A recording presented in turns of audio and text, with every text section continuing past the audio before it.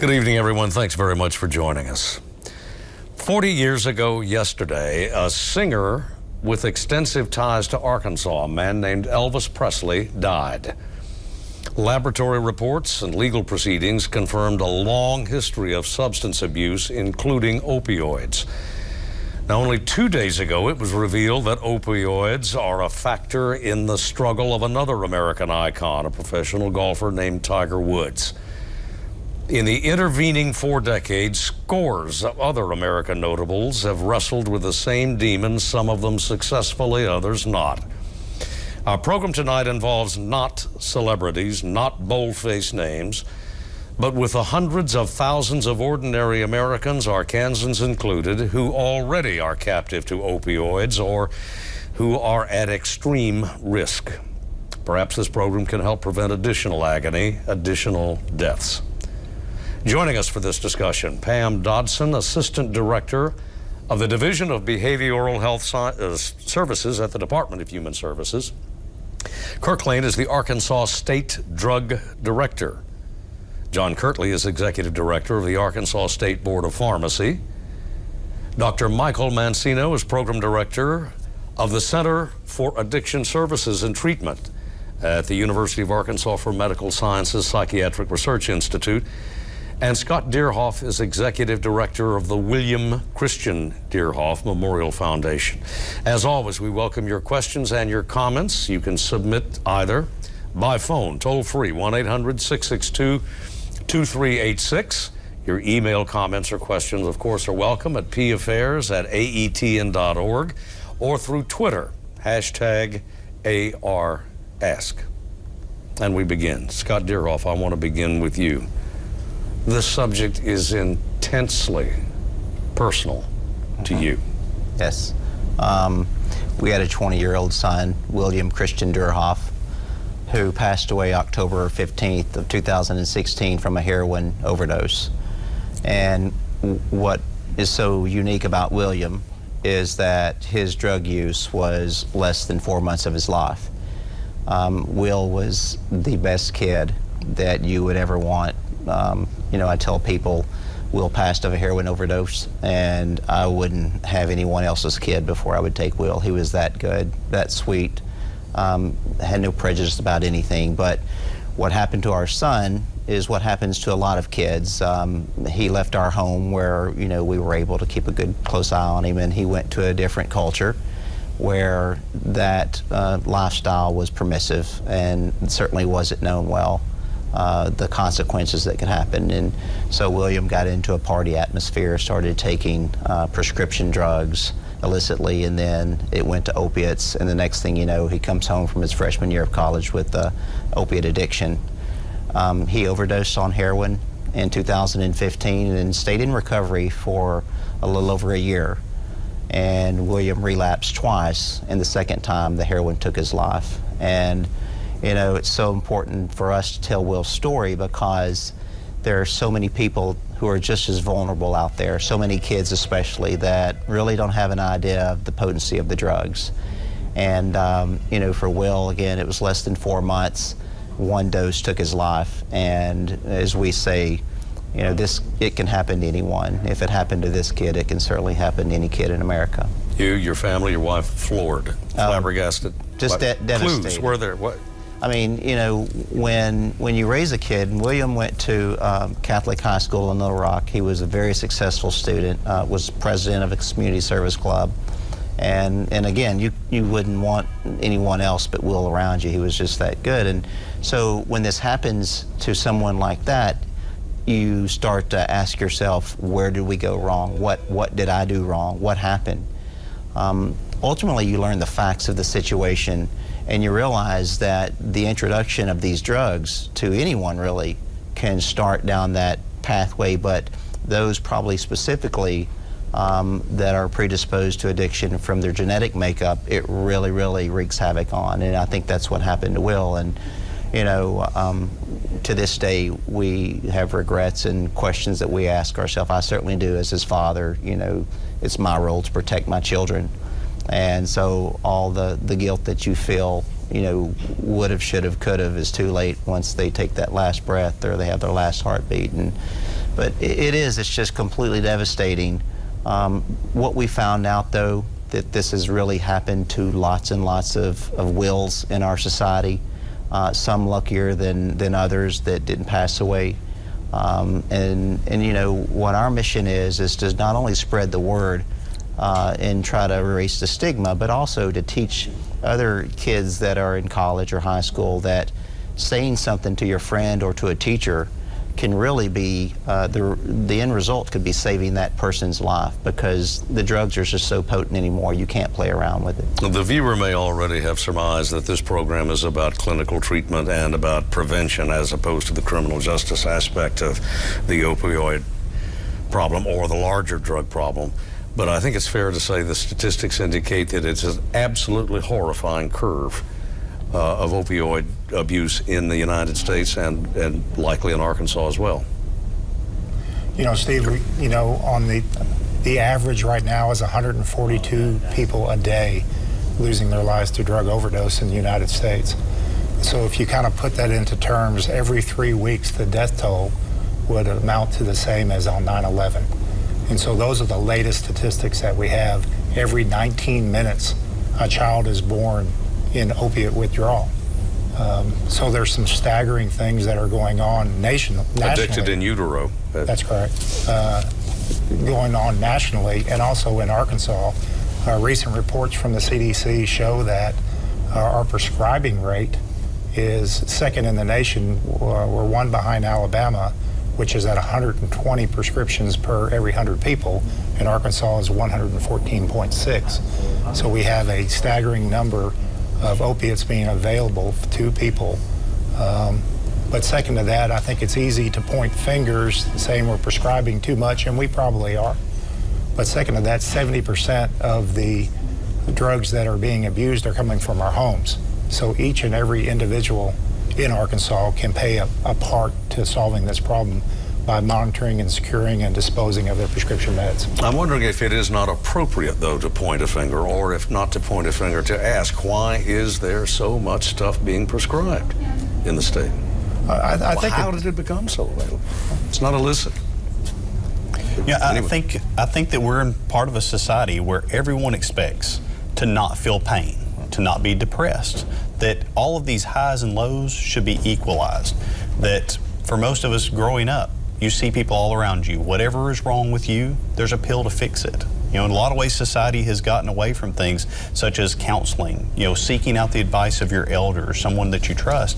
And through that, and through direct-to-consumer advertisements of how good this medication is or this drug is, people have been, you know, lulled into a sense of safety because something is a prescription drug. So people think that that prescription drug will fix everything and it's all good effects.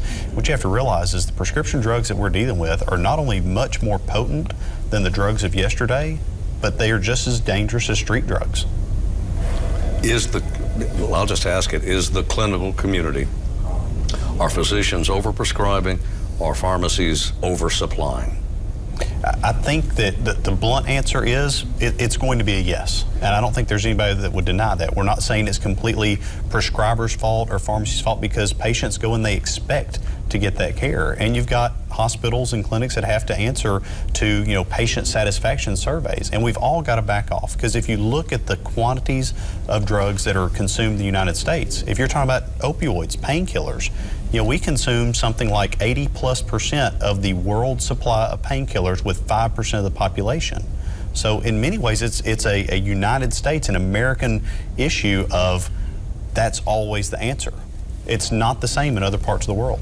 I'll throw these statistics out here. There were, in the latest information that I can find, in 2014, there were 1,300,000 ER visits attributable to opioid overdose. That in 9 years, that is a 66% increase. There were 33,000 documented deaths from opioid overdoses in 2015. Almost double, perilously close to double that, 59,000 in 16. Why opioids? There are a lot of other synthetics out there, drugs. So I think we need to think back to where we were in the 80s, When we were in the 1980s, there was the perception that we were under-treating chronic pain. And during the 80s, pain treatment became a subspecialty to address that shortcoming. Pain also became a fifth vital sign.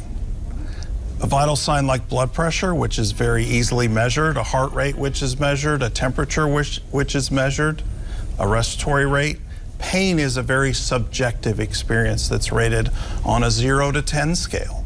And 10 being the worst, most patients that walk into their doctor's office rate their pain as a 10, in spite of the fact that their clinical presentation is not consistent with that level of pain.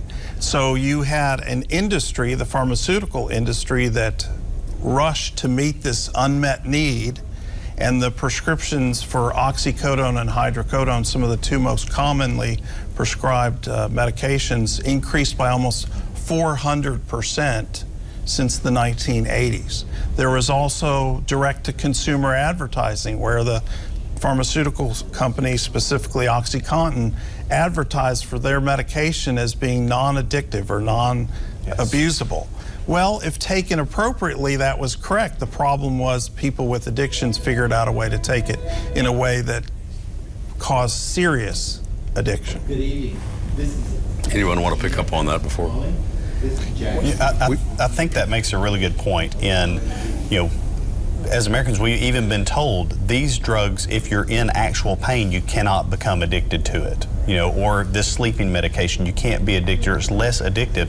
And it's a trick. It's a parlor trick in many ways, because they are every bit as addictive. It's just there are appropriate times when you need to use them for patients to appropriately treat that pain. But if you make people think they cannot become addicted to it, it's a whole lot easier to not realize what's going on. Yeah, we probably ought, for the viewers' benefit, when we talk about opioids, what are we, and please use generic names or brand names or chemical, whatever, what are we really talking about? So you're talking about the most common, yeah. You're talking about several different pain medications. Right, The most common names you're going to see are going to be hydrocodone. It can be Norco, Lorcet, Lortab, Vicodin brand names. Also oxycodone products, OxyContin, Percocet, roxicodone. Those are the most two common ones that we really see, but there are lots of others, such as morphine, Dilaudid, hydromorphone. There are more and more of those. And then you hear a lot of talk about things like fentanyl, which is a very, very potent pain medication. That is one of the most potent in terms of its Yes. punch per pound or whatever, or for gram, I guess, or milliliter or whatever. It's odd, because whereas most of these medications are measured in milligram doses, they actually measure fentanyl in microgram doses. You're talking about something that's 50 times stronger than street heroin or morphine, and in some instances even 100 times stronger. What do we do? So one of the things we need to understand is that we have recognized this over-prescribing and what we've done is we've educated physicians to not prescribe as much. Unfortunately, the people that have the addiction are addicted, and we're taking away their supply. And once you're addicted to an opioid, you don't care what form the opioid comes in, which leads to Scott's son, where he started with an opioid prescription problem, and then when the money went away because the supply is limited, heroin is far cheaper, but it has the same effect in the brain as the prescription opioid does. And now heroin is being mixed or cut with fentanyl because it's cheaper. And then there are even more potent forms of fentanyl called carfentanil that's available on the street, which is 50 to 100 times more potent than fentanyl, which is 50 to 100 times more potent than morphine. Scary numbers in terms of the potential risk for overdose. It seems a small miracle, or a major miracle for that matter, that we don't see more overdose deaths than we do with the potency of some of these substances. I think you'll see more as this progresses, especially with the inset of fentanyl, because in most, as I understand it, fentanyl kills almost immediately, where heroin deaths take a little bit longer. And the more we're seeing fentanyl come into Arkansas, the more we'll see our death rate go up. What to do? How to combat the oversupply? So from my perspective, please. I think it's extremely important to understand that there is effective treatment available for people with opioid addiction. People that have developed a problem, whether it be prescription opioids or heroin, if they end up turning to that, there are effective treatments for opioid addiction. I think the other side of the coin is we need to prevent this from occurring. And I've gone around the country and given talks on medication-assisted treatment for opioid addiction. And there are several medications that are highly effective for people with addiction. And I can get into those later, but I think for right now, half of my talk is about prevention. I don't want this to be a problem. I would love to put myself out of a job, right? That would be ideal. Unfortunately, I know that's not realistic, but I think we can do a better job with presenting information to kids. I know my daughter, as soon as I thought she could understand the concept, I told her, these drugs will make you feel good. If we lie to our children and say they're all bad when they try it and they feel good, we've lost all of our credibility. And I think it's very important that we be credible. Kids listen to you. Whether you think they're listening or not, they're listening to you. And I bet one of the things that didn't happen in your household is a conversation about prescription drugs. Many conversations about illicit drugs, cocaine and methamphetamine and those sorts of things. But like you said, it's available in the parent's medicine cabinet. And if you don't have that conversation with your child's not going to know that that medication that's prescribed by a doctor can be just as, if not more dangerous than the drug that you get from the dealer on the corner. If it isn't too painful, Scott, I mean, did you ever have that conversation? No, and that's such a great point, because Will was such a, he was very smart, intelligent. He knew do's and don'ts. We had all the conversations about, marijuana, other hard drugs. Prescription drugs never ever entered into that conversation because, why would an 18-year-old kid be taking a prescription drug unless it wasn't prescribed by his physician? What happened is William entered into a culture where prescriptions were readily available, but illicitly because of other kids. And William started with Adderall.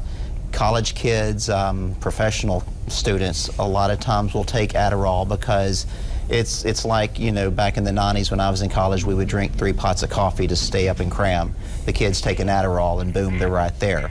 But that started that permissiveness of taking a pill and it being okay because someone else did it.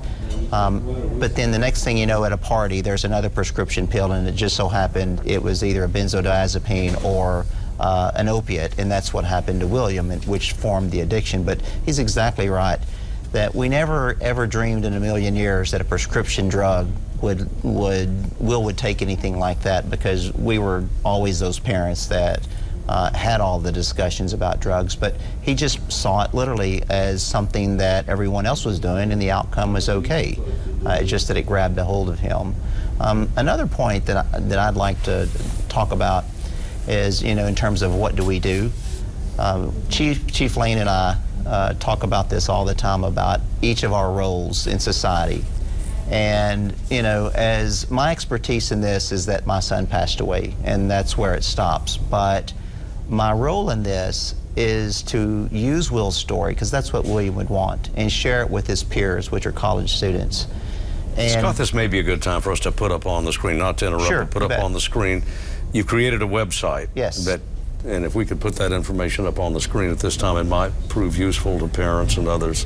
But, our role as parents and our role as concerned citizens are to bring awareness to other students, to other parents, and more or less in an attempt to do nothing more than change the culture that, hey, these drugs, because they're prescriptions, if they don't belong to you, then you don't need to be taking them. Because so many parents were just like us. They would have never thought their kids would have done something like that just because of the foolishness of it. But it just talks about the peer pressure that kids have on them to try to fit in and do what the other child's doing.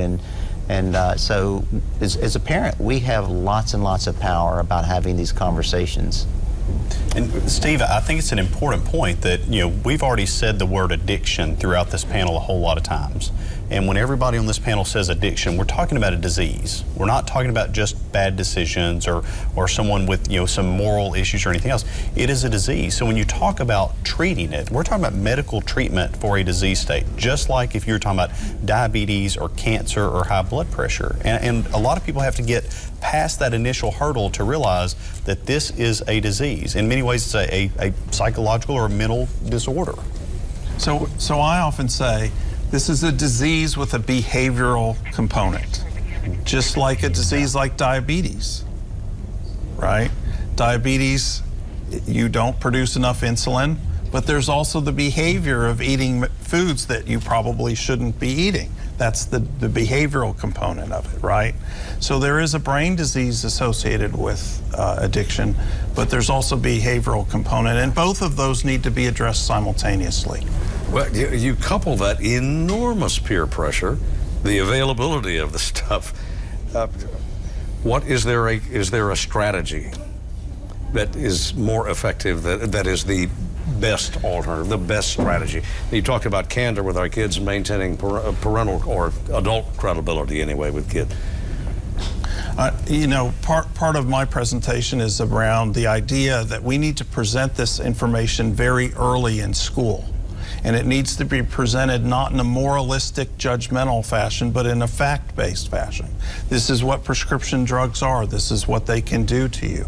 If you take them, you might have an adverse reaction to them. If you give kids information, they're very bright. They'll process that information and be much more likely to make a good decision than if the first time they're exposed to that is from someone who has no knowledge whatsoever about that and just says, here, take this, this will make you feel better.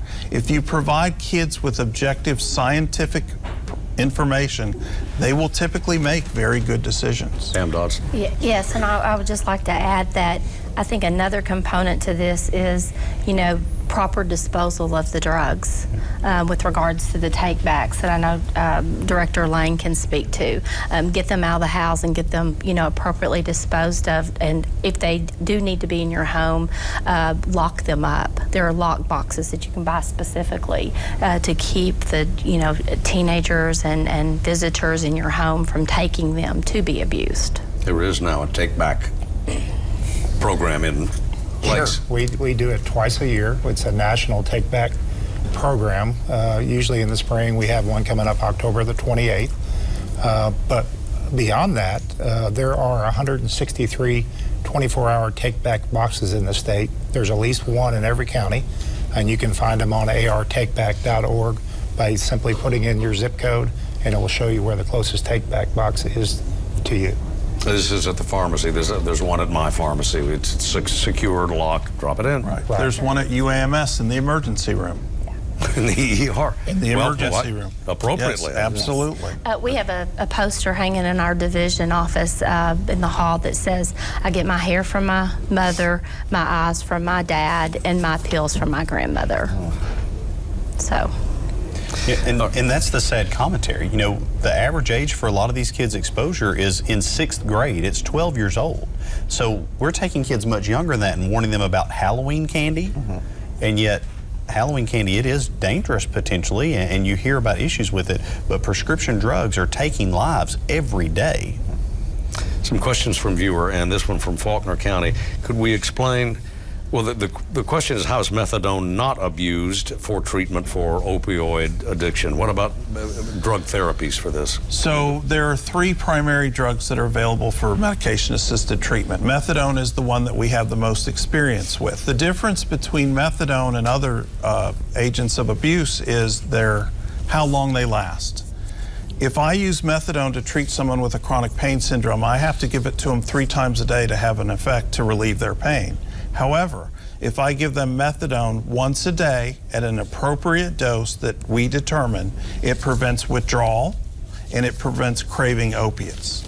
And so if it's administered, and it's administered on a daily basis out of a clinic, right? So there's a lot of supervision, there's treatment associated with it, and so it's a very effective treatment for opioid addiction, but it has to be done in the proper manner. The second drug is called naltrexone, and naltrexone is a a receptor blocker. It goes into the brain and blocks the opiate from being able to work, right? So that is actually available both as an oral medication that you take by mouth as well as by an injection that will last for a month. So a person could go to their doctor, get an injection, and that would mean that the opiates that they would take wouldn't work for a month. And then the last, and probably the most exciting for me, is a medication called buprenorphine, probably known most commonly by its brand name, Suboxone. And that is a medication that goes to the opiate receptor and opens it part way. So you get relief from the withdrawal and craving, but there's no risk, no matter how much you take, of overdosing on it. Yeah. It's also less likely to be diverted, right? And it's far less abusable and very effective for preventing people from relapsing to using opioids again. It's a very good protective medication. Unfortunately, in Arkansas, throughout the nation, you have to have a waiver to use that medication from the DEA. You have to take an 8-hour course, and then you have to ask the DEA for permission. In Arkansas, we have somewhere between 80 and 90 providers that can do that. The state of Tennessee has over 800 providers that can do that. So we have very, very limited access to a life-saving medication, buprenorphine, and I think that's important to increase. Once one undertakes one of the pharmaceutical approaches to addiction, how long does that protocol remain in effect? I mean, can that be lessened or weaned? Can one So it's funny eventually because drop that? Right. So the patients walk into my office and say, "Doc, how long do I have to do this?" And my standard answer is, "I don't know. Let's get you stable and then let's figure it out." And then it varies person to person. Sometimes a year is long enough, sometimes 6 months is long enough, but sometimes a lifetime of it is what's needed to prevent the relapse to the use of the opioid. So it varies person to person. Now, but you did touch just, if I heard you correctly, Doctor, understood correctly, one of the issues is in states with a large rural states, Arkansas, the deep south states, the delivery of health care services is not, for any condition, maybe not what anyone would prefer. When it comes to treating substance abuse, it really becomes problematic in rural states. How are we doing? How are we handling that? Well, I do want to say what Dr. Benzino, I want to reemphasize what he said. I do believe that effective treatment is available. However, Arkansas is the recipient of 2 federal grants. The first grant is the prescription drug overdose. First, let me start with the STR. That would probably be better. That's our state targeted response to the opioid epidemic that was received in May of this year. And those funds are given from the federal government to the states to assist with the treatment piece. So we are in process of implementing enhancing treatment throughout the state of Arkansas, and that is to definitely enhance the, we're going to be working throughout the state to have more, to reach out and have more physicians participate in the waiver to be able to prescribe the buprenorphine, as well as give dollars to providers to be able to provide the counseling services that, you know, goes hand in hand with medication-assisted treatment for the evidence-based practice for effective treatment. A piece of that is also going to allow us to utilize telehealth so that we can reach into some of those rural areas where we may have a deficit. This question from several viewers, actually, inevitable and not altogether inappropriate. The viewers have read of cannabis, marijuana, being an effective palliative or treatment toward addiction, lessening the craving or the withdrawal symptoms. Who wants to address that? So I guess we're not there in Arkansas legally we're not. yet. And you know, we're about to enter into a new territory with medical marijuana. The evidence for the effectiveness of marijuana in treating many of the conditions that it's been approved to treat is very suspect. There was a recent study that came out. Really what people say is, oh, I use it to treat my chronic pain. right? So it's not necessarily used to address the issue of addiction. Now, my patients will tell me that if they can't find opioids, they may turn to marijuana to lessen the opioid withdrawal, but it's not really highly effective for that either. So it's not really been demonstrated to be clearly effective. And there's also some question about what component of it is the effective component. There's the psychoactive component that gets you high, and that's probably less likely to be effective for treating the medical conditions. And then there's a component that doesn't get you high that is more likely to provide medical benefit. Why don't doctors, this question from Oklahoma, where we have a lot of viewers in surrounding states, why don't physicians allow people to taper off painkillers at their own pace? So I'm not sure I understand. Well, I understand what they're saying. In other words, if I prescribe a large amount of opioids to you and then we identify a problem, we should be able to taper you off. But however, the problem is that the patients have a difficult time taking them appropriately as prescribed, right? So if I take 10 a day, the next day I need to take 8, and so on and so forth. And the problem is the patient's used to taking 10, and if they have 10 available, they will take 10. So you would almost have to see the patient daily and hand out their medications in order to appropriately taper them. And that's not feasible or practical. In other words, the patient may well be, frankly, scamming the physician. A lot of that put is- it bluntly. Yes. You know, it may be, but I'd like to add to that. You know, as much as we're working with prescriber education and how important that is, there's also patient education, where the patient asks questions of the prescriber or the doctor. You know, is this the right thing for me? Are there alternatives that I can take? What if I didn't take it? And most patients will receive a prescription unquestioned, and they'll follow the guidelines because that's what we've always done. And now with the opioid epidemic, we need to rethink that, re-educate all of society. Craighead County viewer wonders, is DEA, and again, our focus is treatment and prevention, not enforcement, but a Craighead County viewer wonders, is the government doing enough in terms of overprescribing, oversupply, over-manufacture for that? You know, there are actually some current government approaches through DEA specifically that are reducing the amount of these medications that can even be legally produced in the states.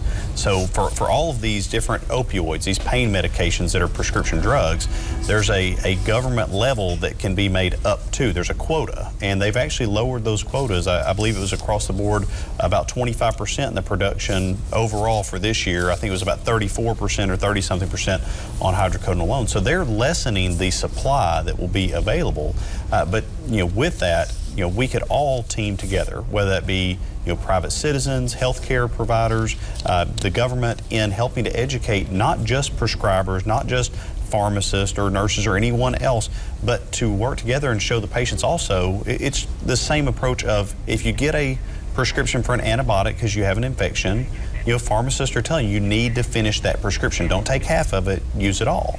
But at the same time, if you get a pain medication, once you're not having pain, you don't have to keep taking that anymore. But a lot of people say, the instructions tell me to do this, I need to finish the bottle, just like I need to clean my plate at dinner. From Pulaski County and several other counties, now we have medical marijuana, or on the verge of it in Arkansas. Is there concern by any on the panel that marijuana could in fact be a gateway? What's the latest clinical study data?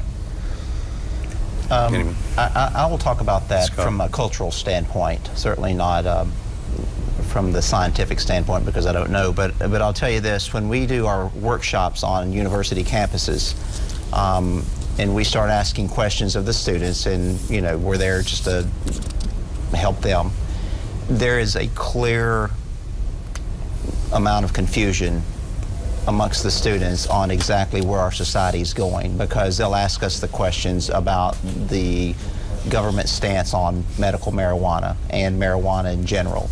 And you know, I think that for a certain amount of people in society, and especially the young and the children and students, that this issue needs to be addressed and addressed clearly, because I think that some people that wouldn't otherwise do drugs see the availability and the legality of it, and they may start down that path. and who knows what the trigger is going to be to lead them to harder drugs, if you will. So there's no scientific evidence that if I smoke marijuana, I'm at increased risk for developing an addiction to another substance, or that that will lead me into using other substances. It tends to be a socialization issue, right? If I'm smoking marijuana, I'm much more likely to be around other people that are using other substances. Scott used the example of the Adderall being the lead-in. It's important to understand Adderall is not an opioid. Adderall is a stimulant used commonly to treat attention deficit hyperactivity disorder. College students, unfortunately, use it extremely commonly to stay awake all night for tests and papers, etc. Well, but then that led to exposure to benzodiazepines, Valium, Xanax, Ativan, things like that, which then led to exposure to opioids. So I think it's more of a socialization issue than it is any sort of trigger in the brain that, oh my gosh, I've smoked weed, now I've got to go out and get opioids or other drugs. It's more of a socialization issue. I think one of the problems that a lot of us have with marijuana is that if we have told kids, if we've told throughout society for years that marijuana is dangerous, and then all of a sudden one day we go, well, actually now that's medicine, right. It's what else isn't actually dangerous. You know, we're trying to really flip the thought process that prescription drugs are dangerous, just like heroin, just like all these other drugs, you know, crack cocaine, you know, that we've all seen in our lifetime, and then you go, well, wait a minute, all these other people say that marijuana is medicine. And could it have medical effects? Yes, there are certain aspects of it that we have prescription drugs developed from cannabis currently, and more coming for different, you know, disorders. But it does erode away at the message of there are dangers in all this, including in marijuana. A Craighead County viewer inquires, why is it so difficult for someone on Medicaid or Medicare to get treatment? Anyone? First of all, do you concur with the questioner's basis? So from my experience, Medicaid covers the cost of the medication, but at this time does not cover the cost of the counseling component, right? And so that makes treatment more expensive for the patient, right? And so that sometimes limits it. But it also, you know, Craighead County, I'm not sure what's the big city? Jonesboro. There are 4 providers in Jonesboro. They're all at capacity in terms of providing medication-assisted treatment. I bet every single one of them has a waiting list.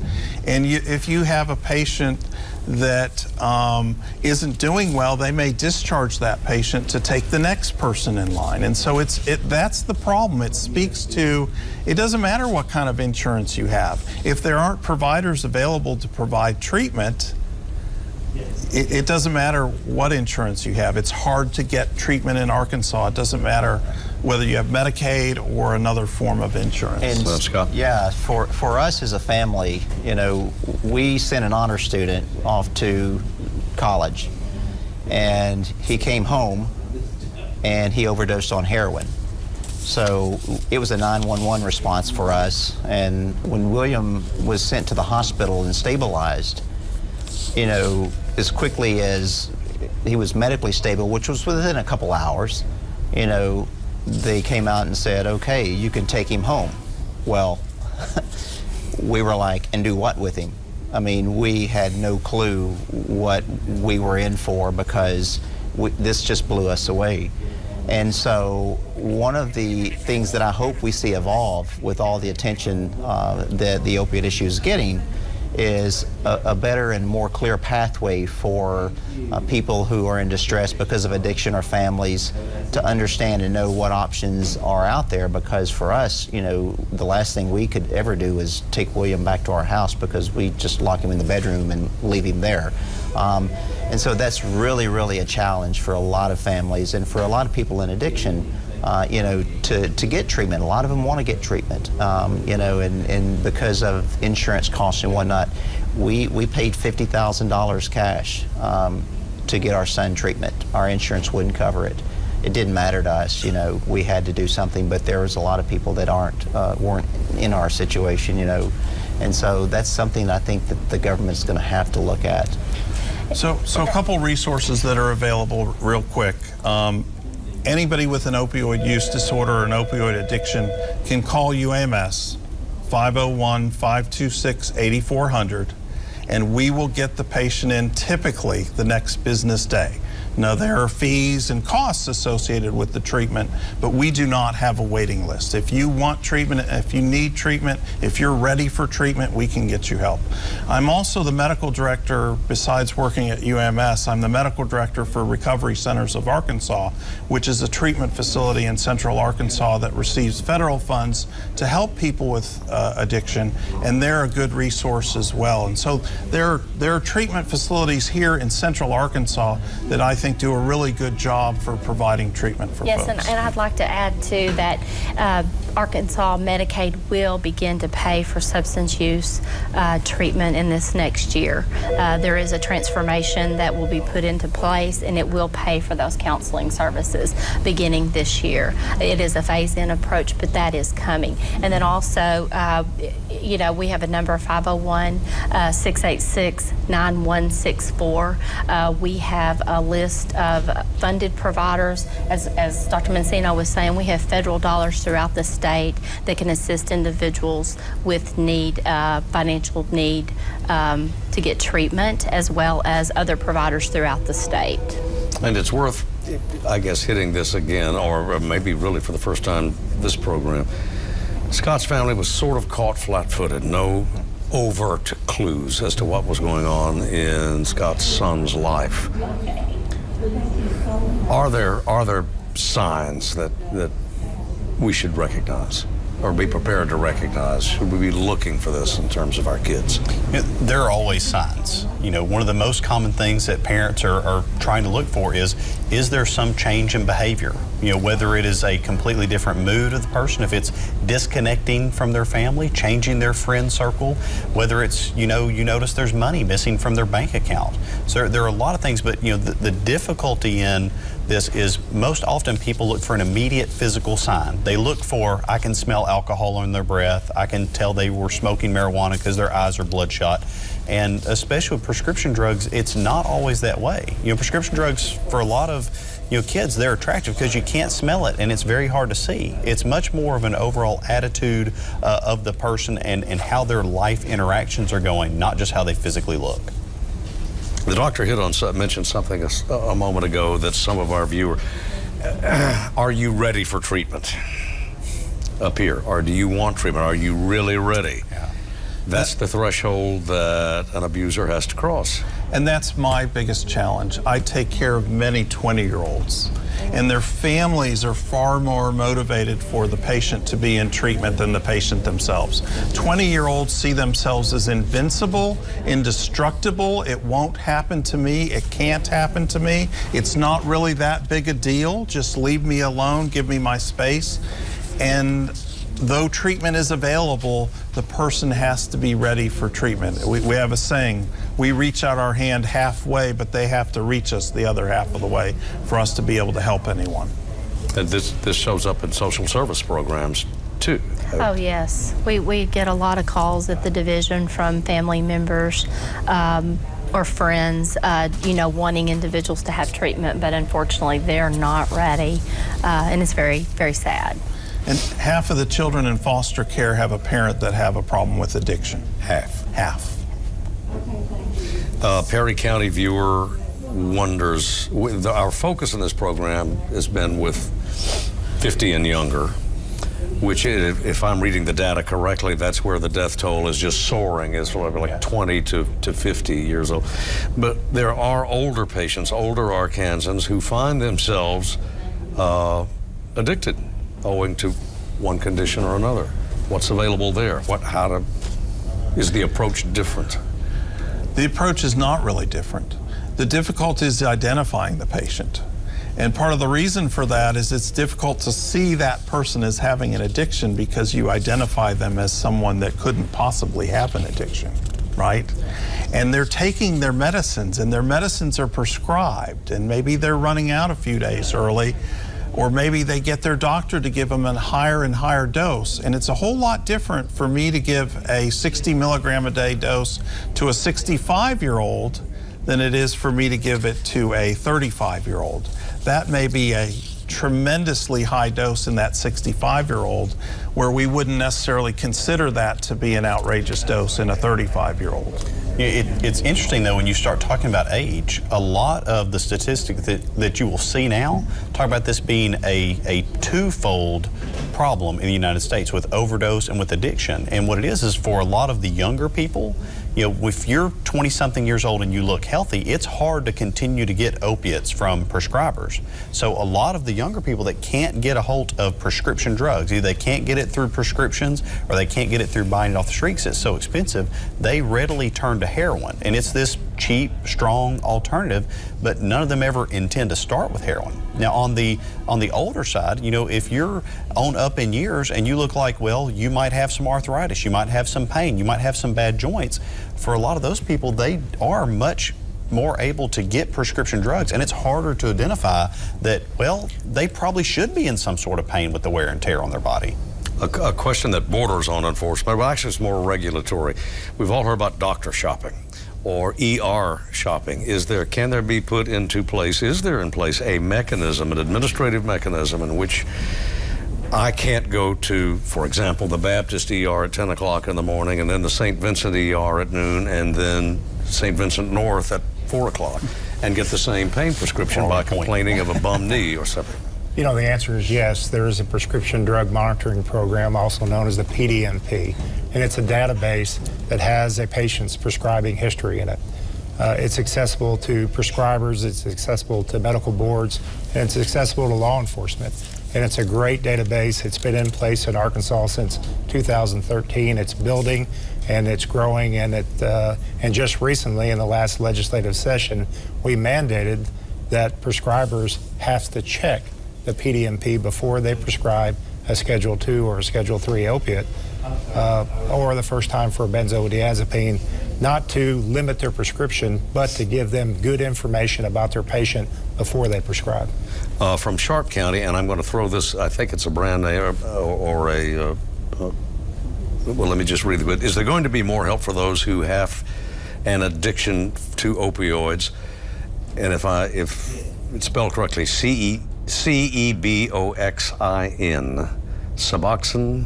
Yeah. So is there going to be more availability of Suboxone? Yeah, I think that's basically the Sharp County. So that's the purpose of the STR grant that Pam talked about earlier. We need to increase the number of providers that are capable of prescribing that medication for opioid use disorders. Okay, and here's another drug. This caller from Bella Vista, Kratom or Kratom? Kratom. Kratom. Okay, I'm sorry. Kratom for a lot of people is very controversial because made illegal in 2016 in the state. It was. There were a lot of people that thought that was something to help them get off of opiates. Talking with some of the treatment providers that I deal with, it at higher doses becomes a opioid agonist and actually had caused a lot of people to even relapse. They thought that it was something to help them get off of heroin or pain pills, when in actuality, in higher doses, it actually reacts on the exact same receptors. And very dangerous. Very dangerous drug. Yeah. Right. Likely to remain unscheduled or illegal in the state. Yes. Another viewer from the Delta asked touching on Scott's son, relapse. And I gather this is from an older parent, a grown son or daughter who continues to relapse, even though they have been through rehab. What does this indicate? That the individual is simply not ready? That the support mechanism's not there? So briefly, it indicates that they're not ready for treatment at that point. But it also indicates that there are things that need to be done by the family to set limits and boundaries, right? So we can't continue to support behavior. We'll provide treatment to you if you need treatment or ready for treatment, but we can't continue to subsidize your ongoing drug use. And that includes having a place to sleep, having a vehicle, having car insurance. And those are really tough things for a parent to say, I'm sorry, but I cannot love you to death. I will not love you to death. And that is the single most difficult thing that parents struggle with. And there's often a divide in the family. The mother may feel one way, and the father may feel completely different. And to try and get mom and dad on the same page is extremely crucial to get that person the help that they ultimately will hopefully be ready for. In William's case, you know, it was a little bit different than that, because I think we had literally done every single thing that would have been recommended. I'm very biased in this based on my own experience with William. I think one of the reasons why he relapsed is because the drugs were so easily attainable.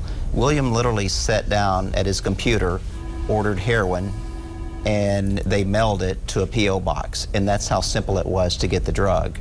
And someone who, you know, is going to relapse, if they can sit down and get the drug that easily, I think had it been harder, William would have taken all of those steps. I think he would have looked at the potential consequences of getting caught and whatnot.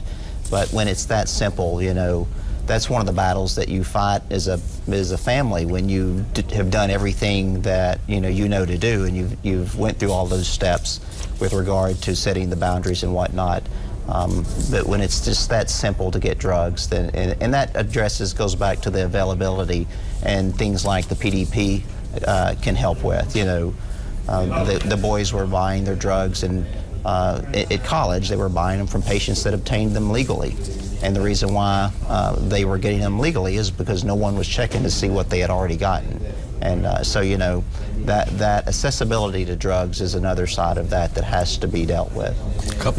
This, in many ways, it's not just the disease of the one person with addiction. You know, in most instances, you know, just about everybody on this panel, we're going to say that, you know, if you're dealing with a loved one with addiction and you may be giving them enabling activity, you know, you might need counseling too. You might need therapy as well. That's why there are groups just for that. You know, Al-Anon for the person, not the alcoholic, but the people that have to deal with them.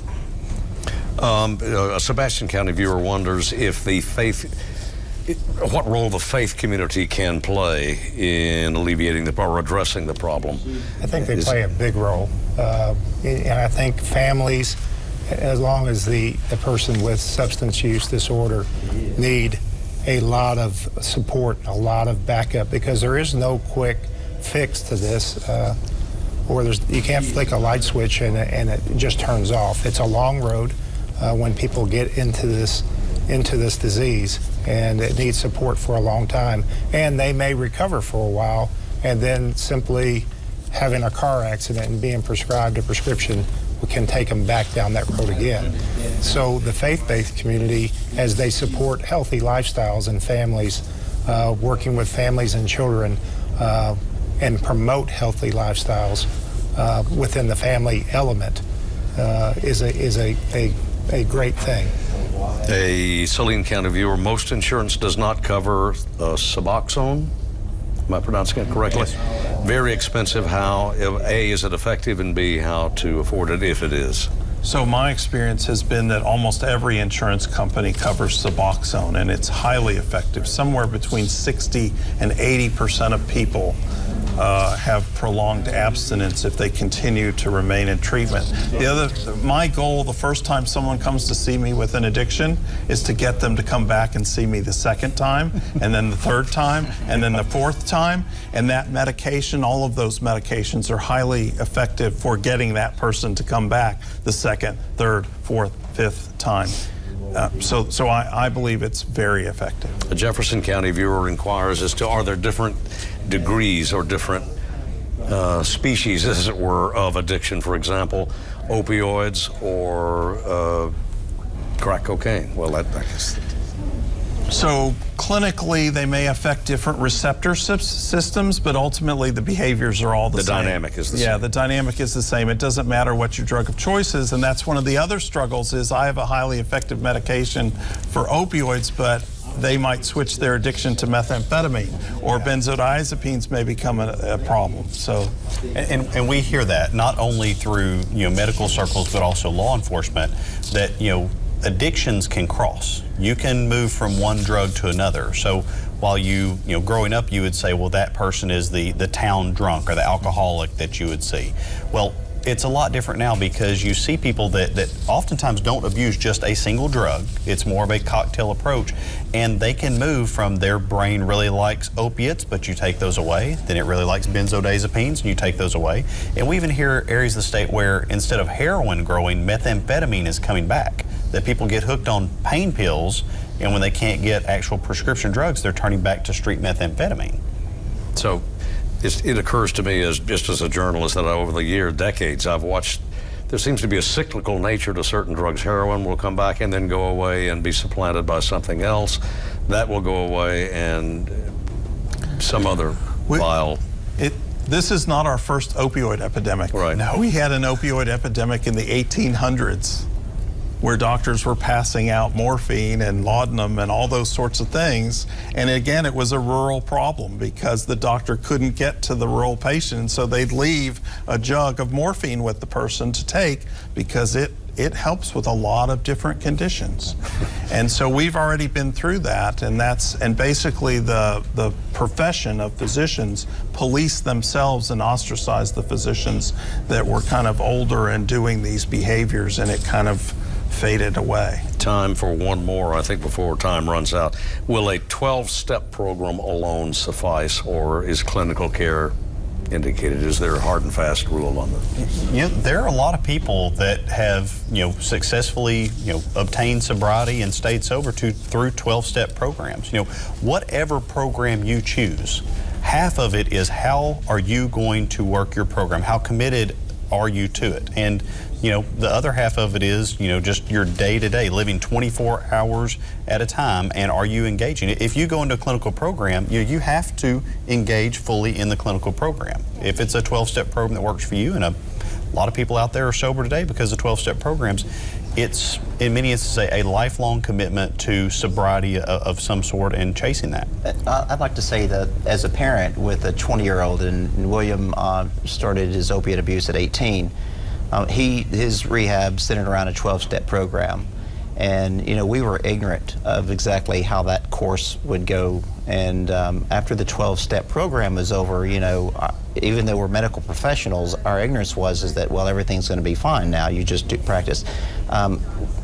Knowing now what I wish I would have known then, I would have had him followed by a clinical specialist, a physician who specialized in addiction, to explore other options, because I can tell you there's a lot of things that we've learned, medication and whatnot, that may have been the difference maker in what William ultimately reverted back to. And I believe treatment has to be individualized for each, different people respond very differently to different treatment models, and I think it does need to be individualized. I have to leave it there because we're simply out of time. To our panel, thank you very much. Thank you for watching. Maybe we helped. Good night.